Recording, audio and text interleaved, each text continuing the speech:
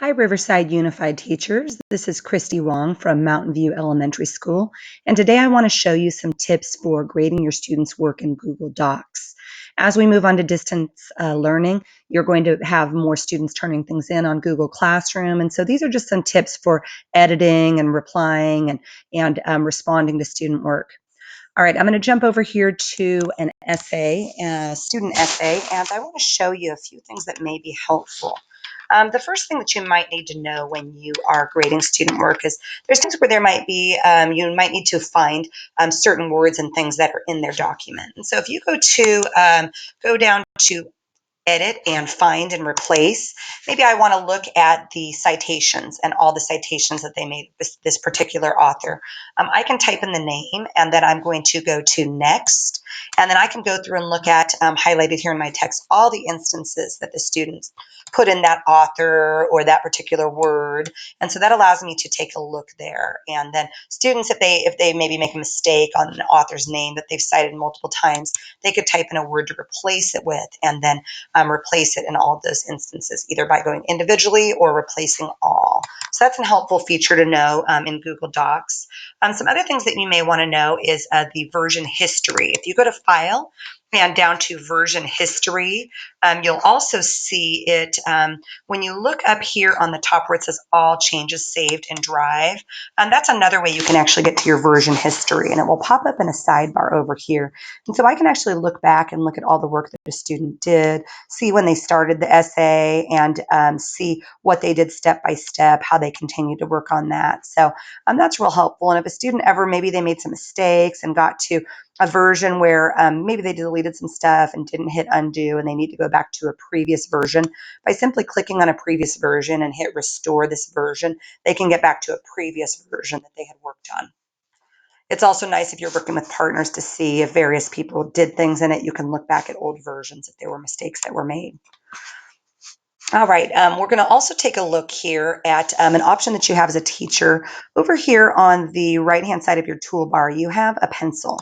And if we click on that pencil, we see some different modes that we can work with. We have an editing mode, but we have a suggesting mode, and this is real helpful as a teacher. If I go into the suggesting mode, what I can actually do is move into a student's essay. Maybe I want to give them some suggestions of things they may want to add to it. So maybe I feel like they need another sentence here, and I want to type, these moments are important because the hero can make a plan to escape harm. The hero can also make plans that involve the other characters in the book. So maybe I feel like they need to add a little bit additional to the paragraph here. Notice as I type, it's putting a green box around this because I'm in the suggesting mode. And so as I'm suggesting things to the student, it's going to add it to theirs, but they will not have that permanently. When the owner goes into the document, they'll see these suggestions, and it actually gives them a spot where they have to click on a check here to accept the suggestion or to exit and say they do not, and they reject that suggestion, and then it will not be put into the book.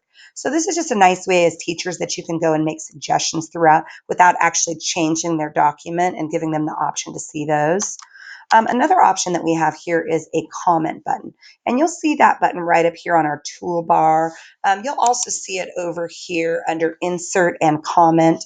And so if I want to make some comments to students as they're working on their text, I can highlight an area that they have here. Now I do want to make sure I get out of this suggesting mode. When I'm doing actual editing, I need to be in that editing mode.